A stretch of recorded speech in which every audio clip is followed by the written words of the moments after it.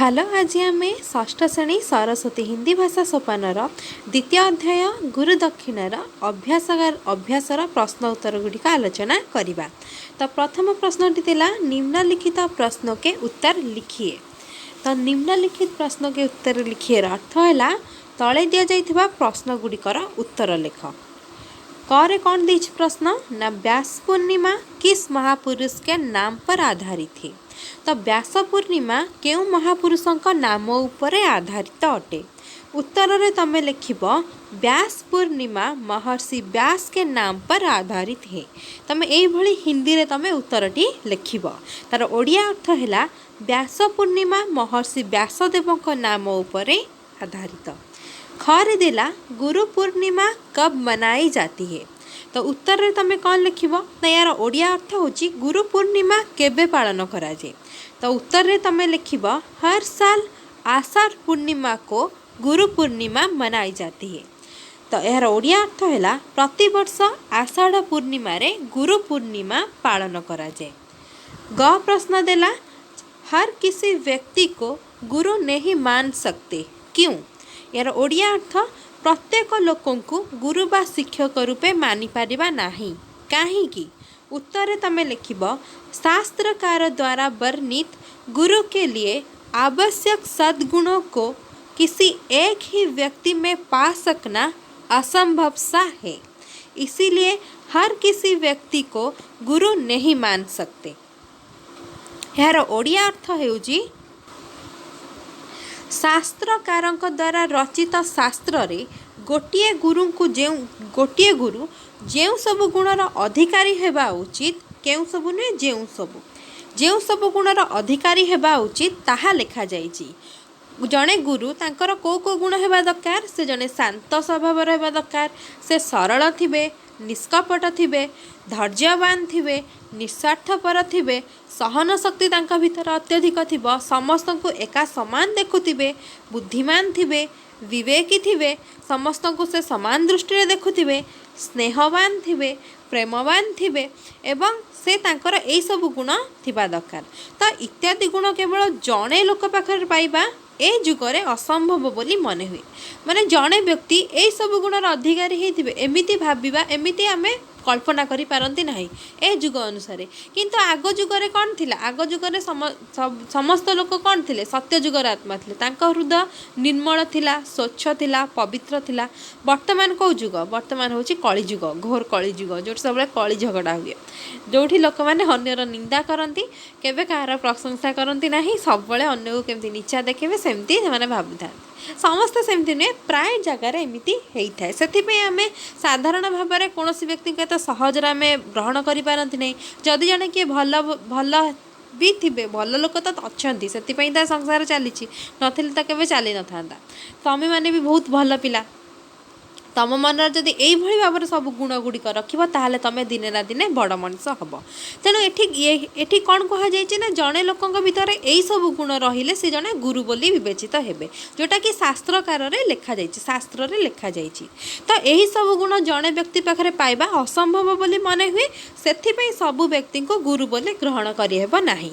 जहाँ पाखरे यही सब गुण थिबो तांको आमे गुरु बोली मानि नेबा तांको पाखरु ही आमे यही सब गुण को ग्रहण करिबा एवं भल मनीष होगापी चेष्टा करिबा भल मनीष मध्य हेबा। तापर देख घरे कौन देला ना भगवत ध्वज किसका प्रतीक है। तो यार ओडिया अर्थ है भगवत ध्वज अर्थ गैरिक पताका कहार प्रतीक बा चिन्ह अटे। उत्तर कौन लिखिब यार आउ गोटे प्रकार भी प्रश्न आसीपे जमीक भी तुम आसीला परीक्षा रे। तो यही भाव में भी तुम आसीपे किसका प्रतीक है ये भगवत ध्वज। तो कहार प्रतीक अटे यही भगवत ध्वज गैरिक पताका कहार प्रतीक अटे। तो यही प्रश्न जहाँ यही प्रश्न मध्य से जे भगवत ध्वज किसका प्रतीक है यार उत्तर गोटे आसीबो से उत्तर है भगवत ध्वज यज्ञ ज्वाला तथा प्रकाशमान सूर्य का प्रतीक है। भगवत ध्वज व गैरिक पताका यज्ञ कुंडरे जलुवा अग्नि तथा सबुआड़े आलोक प्रकाश करुवा से सूर्यंकर प्रतीक अटे। सूर्य एवं यज्ञ कुंड यांक भितर सामंजस्य कौन अच्छी अर्थात कौन सामान अच्छी से माने यज्ञ कुंडरे भी निआ जली थाए जो यज्ञ जो होम होता है सेठी कौन जली थाए अग्नि आसी था अग्नि है निआर अन्य नाम। सूर्य मध्य कौन सूर्य उत्तप्त ज्वलंत पिंड से माने कौन करती प्रकाश दियंती अर्थात आलोक दियंती। आलोकर अर्थ अंधकार को दूर हवा आलोक आड़ को आम जो देख राति हेले कौन हुए अंधकार होता है तापर सकाळ हेले कौन ना सूर्यकर किरण पड़ता है जोटा कि अंधकार को दूर करी से आलोक दे था। सेहीपरि गुरु मध्य कौन करता गुरु आमर अज्ञान रूपक अंधकार को दूर कर आमको ज्ञानर आलोक दे था जोटा कि किए करता है भगवत ध्वज करता है कहापरी ना यही यज्ञ कुंड जलुवा अग्नि एवं सूर्यंकर से प्रखर किरण परी सी हूँ गोटे प्रतीक किए ना गुरु का प्रतीक हूँ भगवत ध्वज। तापर देख वे देला गुरु पूजन गुरु दक्षिणा कैसा होना चाहिए। तो ओडियार अर्थ है गुरु पूजन बा गुरु दक्षिणा केमिति हेबा उचित। उत्तर तमें लिख गुरु पूजन के पीछे सर्व समर्पण की भावना होनी चाहिए। श्रद्धा से ओतप्रोत होकर अतःकरण से ध्वज को प्रणाम अंतकरण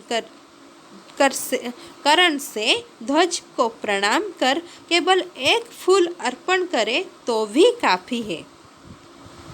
यार ओडिया अर्थ होची गुरु का पूजा करने पछरे सबु किछि समर्पणर भावना रहिबा उचित। श्रद्धारे ओतप्रोत भावरे विवेक बा नैतिकता मनरे सुचिंतन करी गैरिक ध्वज को प्रणाम करी केवल गोटिए फूल अर्पण करने यथेष्ट हम किंतु आम मनरे श्रद्धा थिबा दरकार सबकि समर्पण अर्थ सबकि देदेवार भावना थिबा दरकार।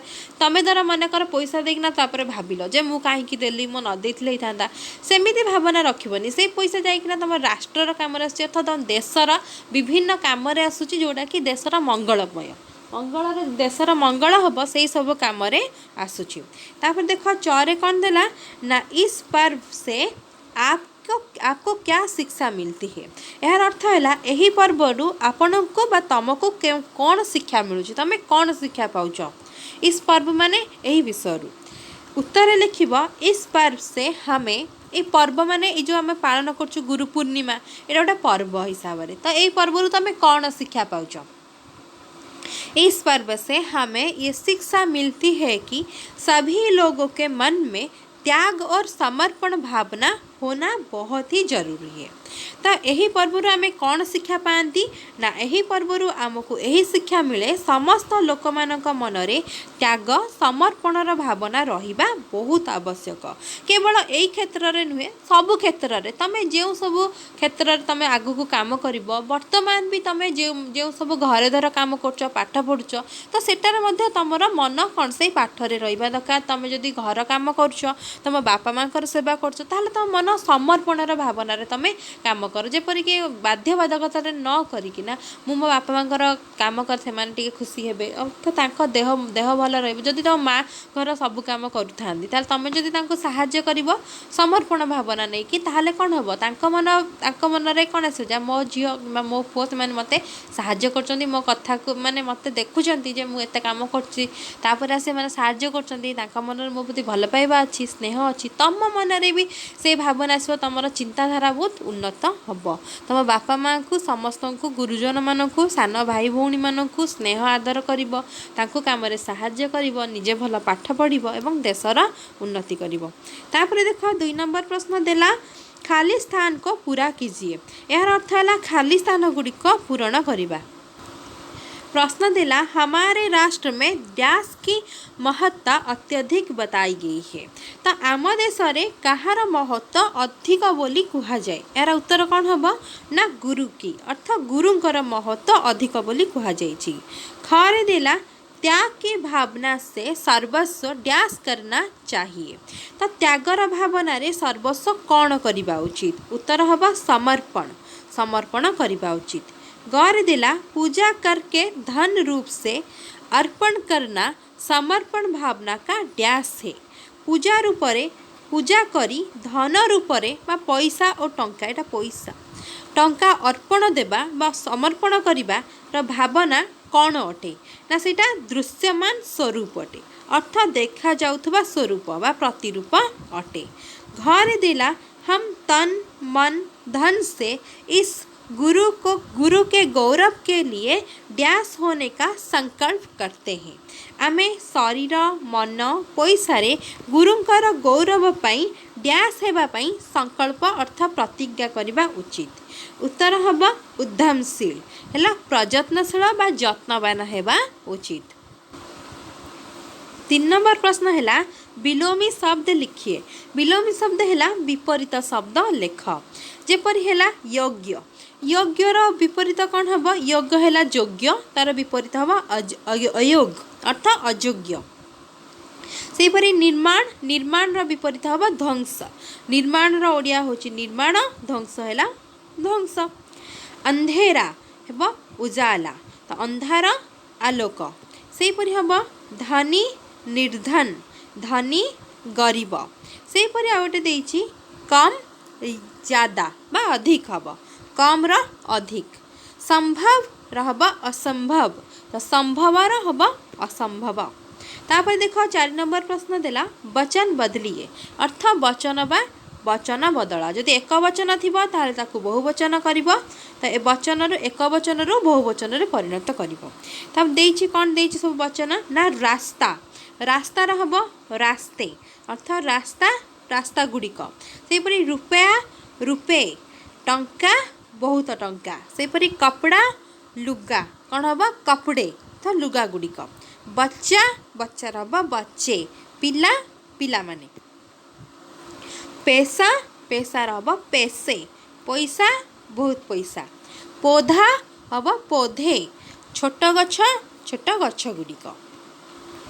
एठी नोट रे किछि देइछि जे आकारांत पुल्लिंग शब्द को आ के स्थान पर एल कर देने से बहुवचन बन जाता है। हेला देइछि जे आकार थिबा पुल्लिंग शब्द, जो आकारांत पुल्लिंग शब्द, जो पुल्लिंग शब्द आकार रे थिबो बा पुल्लिंग माने पुरुषवाचक शब्द जाको आमे कहंती। जेपरि हेला बालक धर लड़का, लड़का रे हेला लड़का गोटे कोन पुओ पुल्लिंग। लड़का करे कोन लागिछि? आकार लागिछि, सेटा हला गोटे कार, तार आकार हेला। पुरुषवाचक शब्द बा पुल्लिंग रे जदि आकार लागिथिबो ताले सेई स्थान से आकारटाକୁ उठेइकी जदि तमे ए लगे दबो, जेपरि लटकार ए लगे देले लटके, ताले सेटा कोन हे जिवो? से एक वचन रो ता बहुवचन हे जिवो। लटकाटा गोटे पुओ, तो लटके हे गेले कोन? बहुत गुड़िए पुओ, तार एटा तर बहुवचन हे जिवो केवल पुरुषवाचक शब्द रे। तो बेटा देख ता देछि बेटा आकार, तो एटा कोन हे जिवो? बेटे। तो बच्चा पोताटा सब कौन आकार स्थान रे जदि ए करदेव ताहा बहु एक वचन रो बहुवचन हो जाए, केवल पुलिंग शब्द रे, स्त्रीलिंग रे नुहे। जेपरि बच्चा ये आकार अच्छी ना, तो यहाँ हो बच्चे। बेटा उठी गले कौन? बेटे हो। पोता ये आकार अच्छी, यहाँ हो पोते। तो पोताटा हूँ एक वचन, पोते हूँ बहुवचन। तापर देख 5 ये तुम बही देइछि, मुझे पढ़े कही सारा पर तुमको बही रे जो अभ्यास कार्य देइछि प्रश्न उत्तर सेटा मध्य तुमको देखई नेबी, जार बही नथिबो से माने। 5 नंबर प्रश्न देला निम्नलिखित शब्दों का प्रयोग करके एक एक वाक्य बनाए। तले दिया जाइथिबा शब्द गुड़िक प्रयोग करी गोटिए गोटिए वाक्य तैयारी करिबा। जेपरि देला मार्गदर्शन, मार्गदर्शन कौन लिखिबो? सभा में मुख्य अतिथि मार्गदर्शन किए, तो सभा रे मुख्य अतिथि मार्गदर्शन कले। तापरे भी तुम्हें आउ लिख परिबो गुरु बच्चों को मार्गदर्शन करते हैं, तो शिक्षक पिला मानकर बा छात्र मानकर मार्गदर्शन करिथांती। सेही परि देइछि सद्गुण, सद्गुण रे कौन हबो? हमें हमेशा सबके सद्गुणों को अपनाना चाहिए। आमको सबु बेले समस्तकर सद्गुण को आपणैबा उचित बा जोटा भल गुण। तापर देखो आदर्श, आदर्श कौन लिखिबो? हमें जीवन में एक आदर्श मनुष्य बनना चाहिए।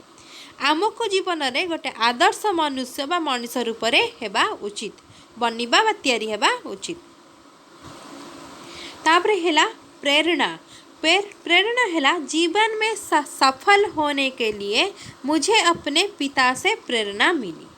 जीवन में सफल हेबा पाई मते मो बापा ठारू प्रेरणा मिली। तापर हेला प्रतीक, त्रिरंगा झंडा स्वाधीनता का प्रतीक है। त्रिरंगा पताका स्वाधीनतार संकेत व प्रतीक अटे। संचय, संचय करना एक अच्छा गुण है। संचय करिबा एक भल गुण अटे। तो वर्तमान तुम बही जो तले वाक्य देइछि से गुड़िक आम देखि नेबा कौन कौन सबू देइछि जे वाक्य क्या कहती तो वाक्य केते प्रकार तो से गुड़िक आम देखि नेबा। तो विचार को प्रकट करने वाले क्रिया से युक्त शब्द समूह को वाक्य कहते हैं। देख आम विचार माने आम मनर जो कथा मैं तुम्हें जो कथाटा कहवाक चाहो मुझे तुम फास्ट हिंदी में कहीदे तापर ओडिया रे बुझेदी। अगर विचार को प्रकट करने वाले जैसे कि तुम कुछ खाना चाहते हो या पढ़ाई करना चाहते हो या बैठते हो या उठते हो तो वो बात अगर तुम किसी को बताना चाहते हो कैसे बताओगे? मैं खाना खाऊंगा या खाना खा रहा हूँ या मैं पढ़ रहा हूँ, पढ़ चुका हूँ, पढ़ना चाहता हूँ। तो तुम्हारे क्या एक शब्द है उसके साथ एक क्रिया शब्द है। क्रिया अर्थात जो हम करते हैं जैसे कि पढ़ाई, खेलना, कूदना, नाचना, सोना, रोना, बैठना, उठना वो सब क्रिया है जो हम करते हैं उसको हम क्रिया कहते हैं। तो एक वो जो शब्द है जैसे कि हम, तुम, सीता, गीता तो उसको हम क्या कहते हैं? शब्द। और उसके साथ जो वाक्य जो और शब्द है उसको क्रिया कहते हैं। तो क्रिया से जुड़े हुए जो शब्द को हम किसी को बताएं तो वो समझ में आ रहा है तो उसको हम वाक्य कह रहे हैं। अगर एक छोटा बच्चा है अगर वो उनके माँ को कुछ कहना चाहता है जैसे कि मैं खाना तो उसके बाद वो कुछ नहीं कह पा रहा है तो खाना एक क्रिया नहीं है। खाना खाएगा या खाना खाऊंगी या खाना मैं नहीं खाऊंगी तो वो उस तरह से नहीं बोल पाता है क्योंकि उसका माइंड इतना डेवलप नहीं होता है। तो इसीलिए जो वाक्य क्रिया के साथ जो शब्द क्रिया के साथ होता है और वो किसी दूसरों को समझ में आ रहा हो तो उसको हम क्या कहते हैं? वाक्य कहते हैं। तो वर्तमान मैं तुमको ओडिया रे कहि दउछि। तो मनर भाव को प्रकाश करुथुबा क्रिया सहित मिसिथिबा शब्द को वाक्य कहा जाए। क्रिया आम क्या कहवा? जो गुड़िक आम करि जो काम गुड़िक आम करि आम क्रिया कहवा। जमिति बसिबा, उठिबा, खेलिबा, नाचिबा, गाइबा, हसिबा, शोइबा एगुड़िक आम कौन कहवा? क्रिया कहवा। तो मनर भाव को जब प्रकाश करुव जमी मनर भावना माने मु कौन कहवाक चाहूँगी तुम जब यहाँ बुझीपारुव ताहले ताको आम वाक्य बोली कहवा। जमी मनकर छोट छुआ से कौन कही था से भल भाव कथा कही पारि न तांकर मनर भावना को से आम पाखे भल माने प्रकाश करि पारंती जोटा कि आम बुझीपारुना आउ जो मैंने टिके अल्प खंडिया कथा कही था जोटा कि आम भावी नौ जे से या कहवाक चाहूँगी किंतु पूरा संपूर्ण भाव में बुझी हुए ना कारण तांकर क्रियाटा संपूर्ण न थाए। जमीती कि गोटे छुआ कह मु खाई तापर कौन खाइबी कि खाई नाही कि खाइबी नाही कि खाइबाकू जाउछि तो मु हैला गोटे शब्द आउ मु खाइबी कि खाऊछि तो सेटा गोटे क्रिया। तो गोटे शब्द आउ गोटे क्रिया शब्द मिसिकिना जो कथाटा आमको बुझेला मनर भाव को प्रकाश करि पाला ताहले आमे ताको वाक्य बोली कहिबा। तो वर्तमान आमे देखिबा तो वाक्यर विभिन्न रूप जमिति कि एठी उदाहरण देख मैं पढ़ रहा हूँ, मैं खेल रहा हूँ। तो मु पढ़ुछि, मु खेलुछि, पढ़ रहा हूँ तो एटा गोटे क्रिया, खेल रहा हूँ सेटा गोटे क्रिया। मैं एक शब्द है तो जो कि हमारे मन की भावना को हम समझते हैं कि मैं पढ़ रहा हूँ जोटा कि आम मनर भावना को आम बुझी पार्छन जमती कि मु पढ़ुछि, मु खेलुछि। वर्तमान देखिबा वाक्य के अंश अर्थात वाक्य रे थिबा अंश गुड़िक कौन? वाक्य में दो अंश होते हैं। वाक्य रे दुईटी अंश अच्छी कौन कौन ना गोटे हैला उद्देश्य आउ गोटे हैला विधेय। तो उद्देश्य आम क्या कहवा प्रथम हिंदी में देखी ना तापर ओडिया रे बुझा। तुम जो उद्देश्य पढ़ी तुम हिंदी में लिख ओडिया रे लिखनी ओडिया जानी था उद्देश्य अर्थ कौन ना वाक्य में जिस वस्तु या व्यक्ति को विषय में कहा जाता है वस्तु या व्यक्ति के विषय में कहा जा रहा है उसे उद्देश्य कहते हैं। उद्देश्य वाक्य के आरंभ में होता है। उद्देश्य है वाक्य रे जो वस्तु बा व्यक्ति विषय कह जाउछि ताकू कौन कहती ताकू आम उद्देश्य बोली कहवा। वाक्य रे जो वस्तु बा व्यक्ति विषय कह जाए ताकू उद्देश्य कहवा। उद्देश्य वाक्यर आरंभ रे रही है। जेमिति कि हैला लड़का पढ़ रहा है, लड़का क्या है? एक व्यक्ति है। इस तरह से हम वस्तु भी कह सकते हैं जैसे कि फूल एक खूबसूरत गुलाब एक खूबसूरत फूल है। गुलाब तो क्या है? वो वस्तु है। और बालक और राम खेल रहा है, राम क्या है? एक व्यक्ति है। खेल रहा है क्या है? उद्देश्य है। तो विधेय हम बाद में पढ़ेंगे, पहले उद्देश्य देख लेते हैं। उद्देश्य है जिसके बारे में बोला जा रहा है, जैसे कि राम के बारे में बोला जा रहा है, राम खेल रहा है। जैसे कि गुलाब के बारे में बता रहा है, कहा जा रहा है जैसे कि गुलाब फूल बहुत सुंदर है। तो वैसे ही लड़का पढ़ रहा है, यहाँ पर किसके बारे में बोला जा रहा है? लड़का के बारे में बोला जा रहा है। तो लड़का क्या है? लड़का उद्देश्य है। तो उसके बारे में वो एक क्या है? वो एक व्यक्ति है। तो पुअटी पढ़ुची, एटी कहा विषय कहु? पुअटी विषय कहु। तो पुओ है कौन गोटे उद्देश्य, पुओ हूँ गोटे व्यक्ति। से परी गीता खेल रहा है, इसमें गीता के बारे में बताया जा रहा है कि गीता खेल रहा है। तो गीता एक व्यक्ति है, इसलिए ये उद्देश्य है। सीता नाच रहा है, इस वाक्य में उद्देश्य क्या है? इस वाक्य में उद्देश्य सीता है, क्योंकि सीता एक व्यक्ति है और उसके बारे में बोला जा रहा है। जिस वाक्य में व्यक्ति या वस्तु के बारे में बोला जा रहा है उसको हम उद्देश्य कहते हैं। तो जो वाक्य रे गोटे व्यक्ति किंबा वस्तु विषय कह जाए ताको आमे उद्देश्य बोली कहिबा। एठी दियाछि पुओटी पढ़ुची, तो पुओ होउची उद्देश्य। गीता खेलुची, गीता होउची उद्देश्य। सीता नाचुची, सीता होउची उद्देश्य। तो देखो एडरे सब पहला वाक्य में लड़का के बारे में बता रहा है, इसीलिए लड़का उद्देश्य है। और हमेशा हम जानते हैं कि उद्देश्य हमेशा वाक्य के आरंभ होता है। तो प्रारंभ कौन है? लड़का है। द्वितीय वाक्य के प्रारंभ गीता है। तृतीय वाक्य के प्रारंभ सीता है। तो वो सब उद्देश्य है और वो प्रारंभ ही रहते हैं और आरंभ रहते हैं। तेणु ये सब गुड़िक उद्देश्य एगुड़िक वाक्यर आरंभ रही था। प्रथम वाक्य लड़का पुओ विषय कह जाउछि, तेणु सही वाक्य पुओटी उद्देश्य अटे। विधेय, तो वाक्य में उद्देश्य के विषय में जो कुछ कहा जाता है उसे विधेय कहते हैं। विधेय वाक्य के अंत में आता है। अब हम उद्देश्य पढ़ रहे थे, तो उद्देश्य के विषय में जो कुछ कहा जा रहा है उसे विधेय कहते हैं। जैसे कि लड़का खेल रहा है, लड़का उद्देश्य था, एक व्यक्ति थी, तो उसके विषय में क्या कहा जा रहा है? लड़का क्या कर रहा है? लड़का खेल रहा है। तो खेल रहा है ये विधेय है। तो जिस उद्देश्य के बारे में जो बोल रहा है बोलते हैं वो विधेय होता है। जैसे कि वस्तु है वस्तु वो गुलाब है, तो गुलाब के बारे में अगर हम कहें तो क्या कहेंगे? गुलाब एक सुंदर फूल है। गुलाब एक सुंदर फूल है। तो आम एक अच्छा फल है। तो आम एक फल है, तो वो फल क्या है? वो है विधेय है। आम क्या है? आम उद्देश्य है। तो विधेय है वाक्यर उद्देश्य विषय जहाँ कहा जाए ताको विधेय कहती। एवं विधेय वाक्य के अंत में आता है। जैसे कि सीता पढ़ रही है, तो सीता क्या कर रही है? सीता उद्देश्य है। तो अब हम विधेय किसे कहते हैं? सीता पढ़ रही है। तो पढ़ना सीता को हम कह रहे हैं कि सीता पढ़ रही है। तो उद्देश्य के विषय में हम कह रहे हैं, पढ़ रहे हैं, तो उसको हम विधेय कहते हैं और वो हमेशा अंत में ही आता है। तो विधेय वाक्यर शेषरे थाए। उदाहरण है लड़का पढ़ रहा है, एठी पढ़ रहा है अब विधेय, क्योंकि वो अंत में आ रहा है और लड़का के बारे में बताया जा रहा है। मोर नाच रहा है, तो यहाँ पर नाच रहा है किसके बारे में बोला जा रहा है? मोर के बारे में। और मोर उद्देश्य था, विधेय नाच रहा है होगा।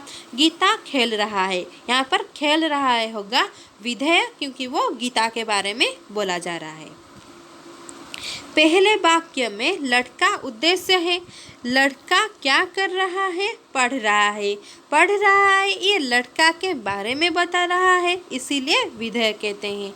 प्रथम वाक्य रे पुओटी उद्देश्य अटे। पुओटी कौन करुची ना पढ़ुची, पढ़िबा कामटी पुओ विषय कह जाउची, तेणु ताहा विधेय अटे। वाक्य के भेद अर्थात संरचना के अनुसार वाक्य को 3 भेद है।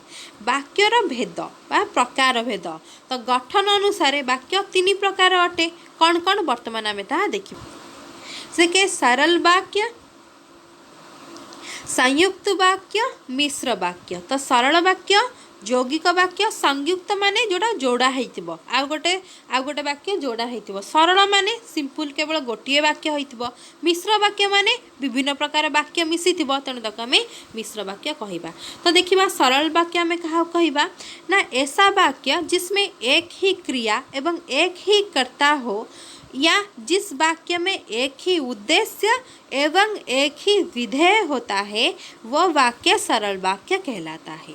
तो जिस वाक्य में क्रिया अर्थ एक ही क्रिया जो हम कर रहे हैं, पढ़ रहे हैं, खेल रहे हैं, उठ रहे हैं, बैठ रहे हैं, तो एक ही क्रिया होगा और उसमें एक ही कर्ता होगा। कर्ता जो काम कर रहा है, जैसे कि राम सो रहा है तो सोना काम कौन कर रहा है? राम कर रहा है। तो राम करता है, क्रिया क्या है? क्या कर रहा है? राम सो रहा है, तो सोना एक क्रिया है।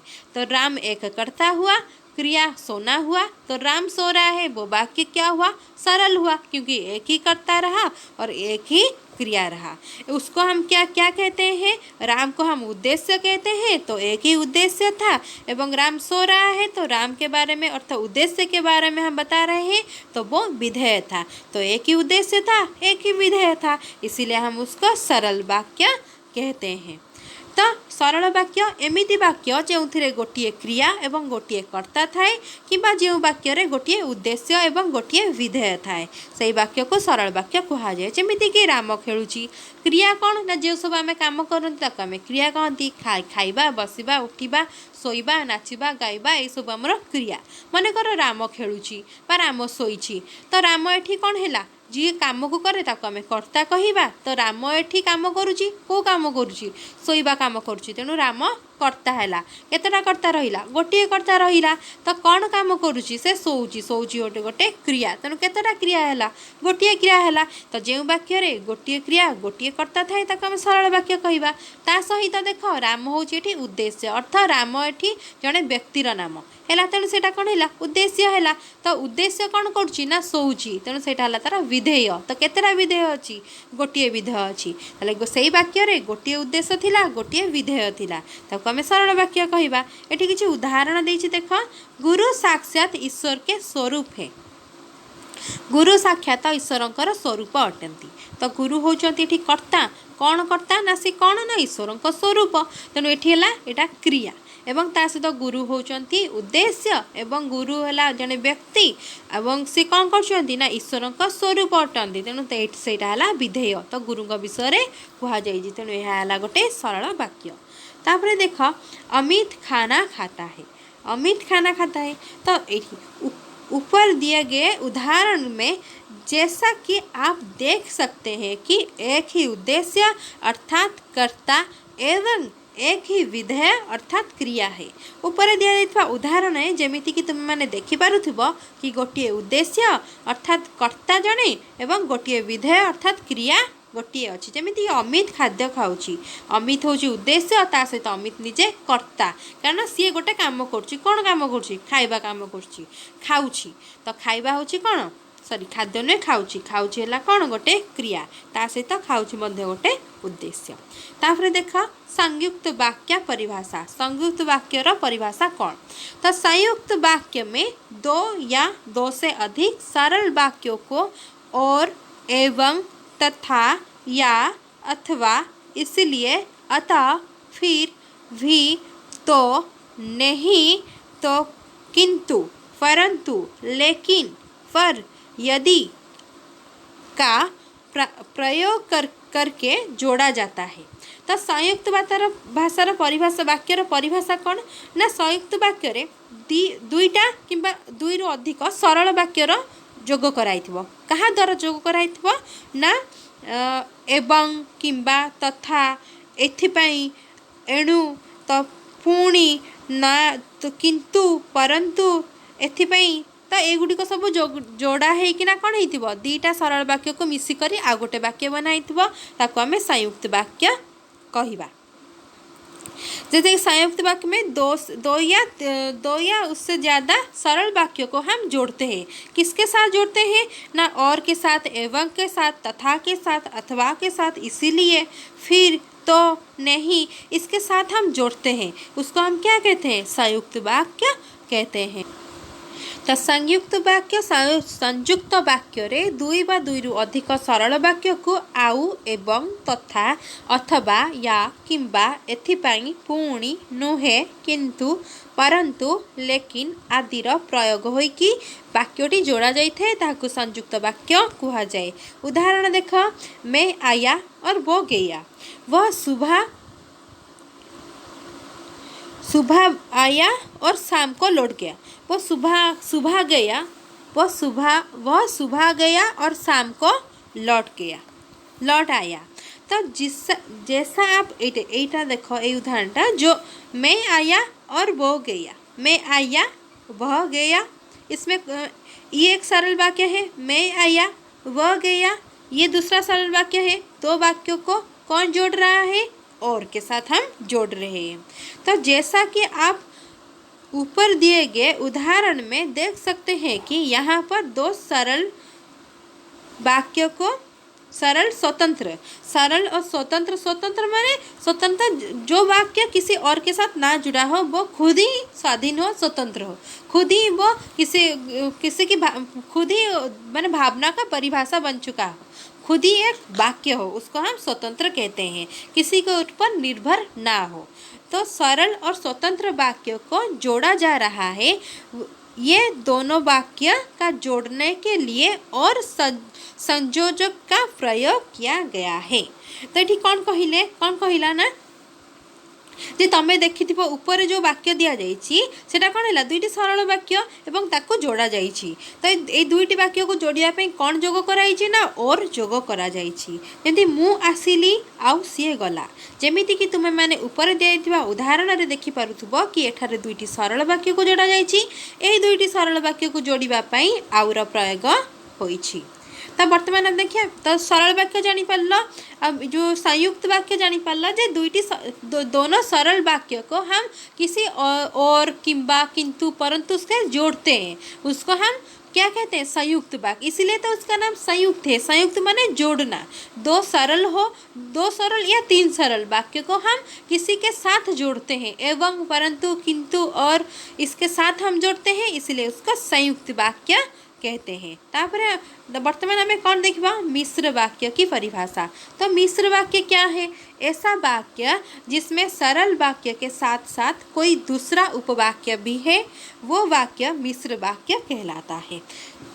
मिश्र वाक्य में प्रधान वाक्य को आश्रित उपवाक्य से जोड़ने के लिए जो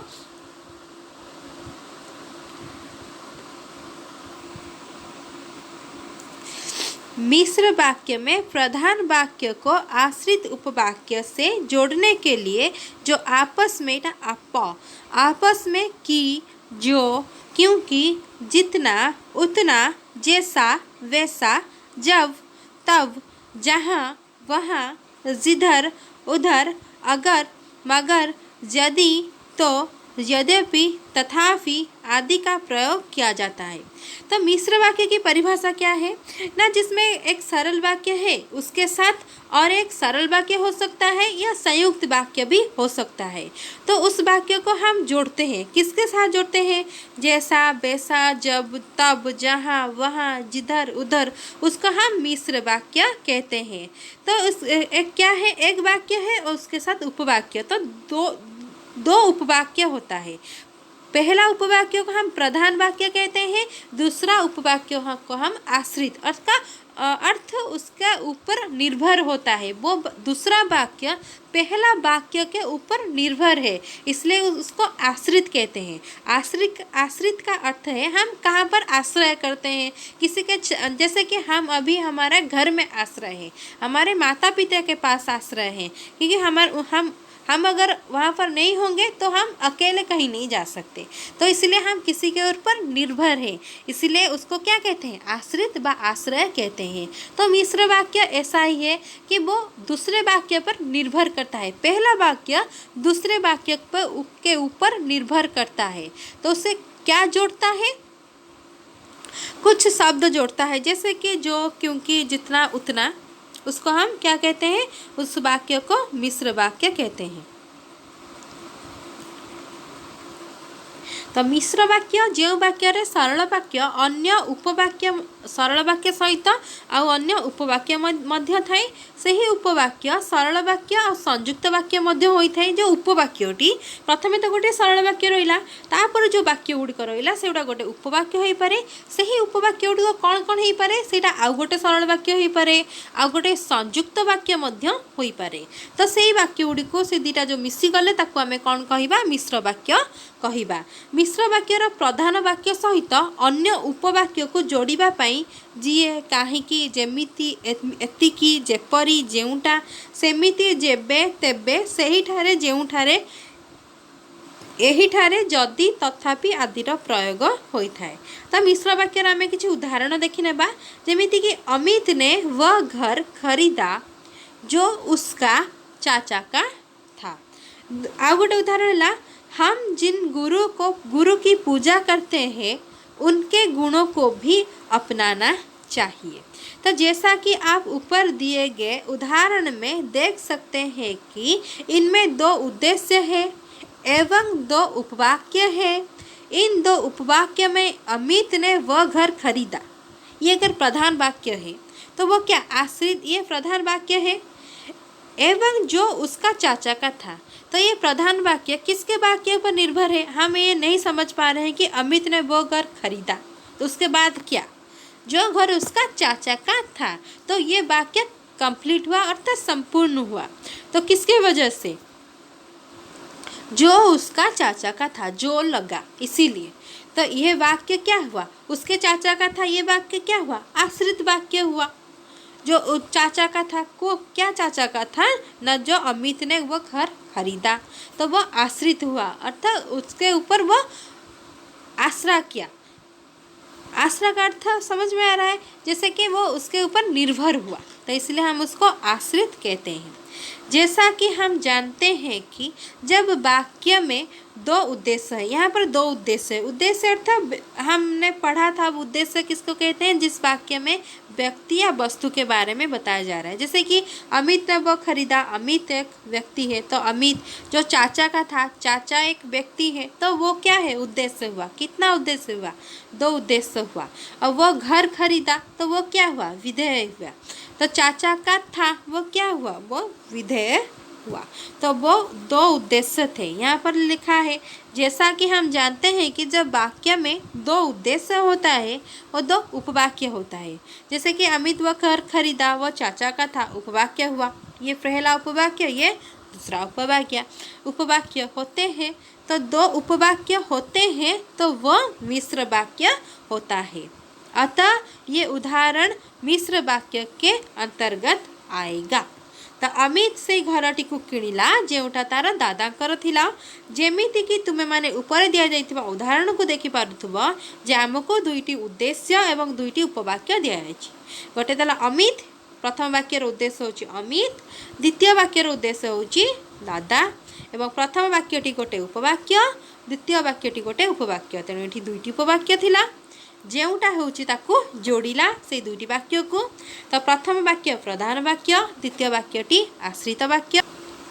एही दुई उपवाक्य रे अमित से घरटी को किणिला, यह प्रधान उपवाक्य, एवं जेउटी तांकर दादांकर थिला ताहा से वाक्यटी आश्रित वाक्य अटे।